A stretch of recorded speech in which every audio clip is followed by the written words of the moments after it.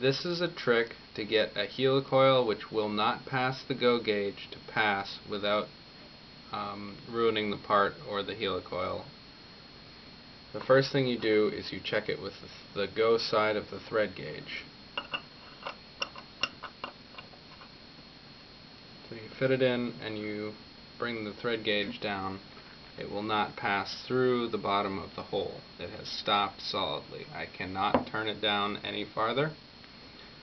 So you remove the thread gauge and you take a socket head cap screw with several washers so that only a small portion that will thread past the helicoil is protruding past the washers.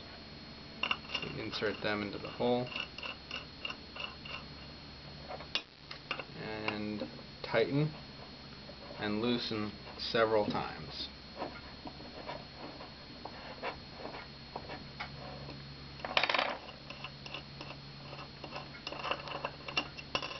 Remove the bolt and check it again with the thread gauge.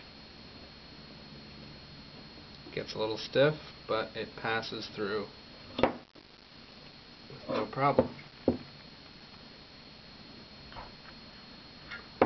So then remove the helicoil thread gauge, or remove the thread gauge, and it does not go more than half a turn on the no-go, so that's good.